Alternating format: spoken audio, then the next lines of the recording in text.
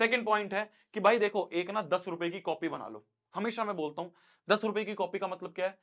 जब भी आप कोई अब क्वेश्चन सॉल्व कर रहे हो, ये आखिर के 10-15 दिन है, इसमें आप बहुत सारी प्रैक्टिस कर रहे होगे। मान लो आप मैथ सब्जेक्ट की मैं बात करूं, तो मैथ सब्जेक्ट में आप कुछ क्वेश्चन सॉल्व कर रहे हो। मान लो आप कोई सैंपल पेपर कर रहे हो, या आप कोई क्वेश्चन बैंक कर रहे हो, या आपको स्कूल से कोई वर्कशीट मिली है वो आप कर रहे हो।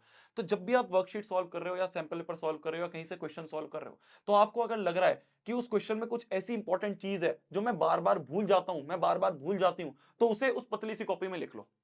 मेरा दोस्त हमेशा ये करता था, ये यार मैं आपको जो चीजें बता रहा हूं ना, ये आईआईटी लेवल की चीजें बता रहा हूं। तो वहां पे हम क्या क्या चीजें यूज करते थे।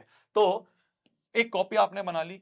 जब भी आपको कुछ ऐसा लगा कि यार ये कॉन्सेप्ट जो है ना, या ये क्वेश्चन जो है ना, ये बार बार मेरे सामने आता है, ये मैं भूल जाती हूं, इसको यहां पे लिख लो। मैं हमेशा ये करता था, क्योंकि यार क्या होता है, रिपीटेड होते हैं हमारे जितने भी मिस्टेक्स होती हैं, तो उन मिस्टेक्स की अगर हम एक नोटबुक बना लें, इसे हम क्या कहते हैं, इसे हम कहते हैं मिस्टेक नोटबुक। इसे हम कहते हैं मिस्टेक नोटबुक। तो ये जो मिस्टेक्स हम कर रहे हैं, इस मिस्टेक्स की हम नोटबुक बना लें, और एग्जाम से पहले हम ये नोटबुक पढ़ के चले जाएं, तो हमारी जो मिस्टेक होने वाली थी, जो हम रेगुलरली करते थे, वो हमें पहले पता चल जाएंगी कि यार मैं कैलकुलेशन में बहुत मिस्टेक करता हूं। कहां मिस्टेक करता हूं? मेरे को डिवीजन नहीं आता, तो मैंने यहां पे लिख लिया। मेरे को रूट निकालना नहीं आता, तो मैंने यहां पे लिख लिया। मेरे को इसका फॉर्मूला बार बार भूलता हूं, मैं वॉल्यूम ऑफ स्फीयर बार बार भूल रहा हूं, वॉल्यूम ऑफ स्फीयर का फॉर्मूला यहां लिख दिया। तो जितनी भी चीजें आपको लग रही हैं कि ऐसी चीजें जो आप बार बार भूलते हो, या जो जो आपको बार बार परेशान करती हैं, या जो जो क्वेश्चंस आपको बार बार आपको ऐसा लगता है कि यार ये क्वेश्चन में बार बार मैं अटकता हूं, वो सारी चीजें इस मिस्टेक नोटबुक में लिख दी। एंड टाइम पे सिर्फ इस मिस्टेक नोटबुक को अच्छे से पढ़ के चले गए, तो आपके वहां पे जाके गलतियों के चांसेस बहुत कम हो जाएंगे। टॉपर्स कुछ भी चीज अलग नहीं करते मेरी जान, वो हर चीज को अलग तरीके से करते हैं। ये अलग तरीका है वो। समझ में आ रही है मेरी बात? पहली चीज ये। दूसरी चीज, जब भी कोई क्वेश्चन कर रहे हो, देखो यार, दो तरह के बच्चे होंगे। मान लो मैथ्स का एग्जाम का टाइम है, दो तरह के बच्चे होंगे। एक होंगे जो पूरी एनसीईआरटी वापस से सॉल्व करेंगे, पूरा दम इसमें लगाएंगे, पूरा गधा मजदूरी करेंगे।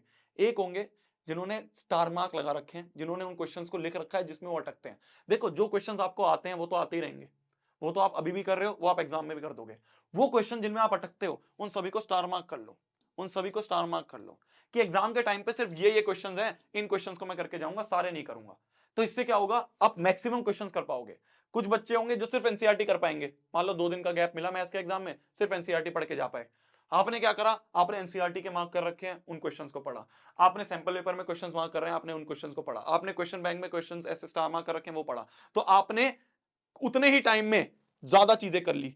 और वो बच्चा जो सिर्फ एनसीईआरटी कर रहा था, जिसने कोई स्टार मार्क नहीं लगाए थे, वो सिर्फ एनसीईआरटी करके जा पाया। तो आपकी ज्यादा प्रैक्टिस हो पाई। इसे कहते हैं अलग तरीका, इसे कहते हैं सोचने का तरीका, इसे कहते हैं स्मार्ट वर्क। समझ में आ गई मेरी बात? तो ये जो 10 रुपए की कॉपी है और ये जो स्टार मार्क वाली चीजें हैं, इसको ध्यान रखना। बहुत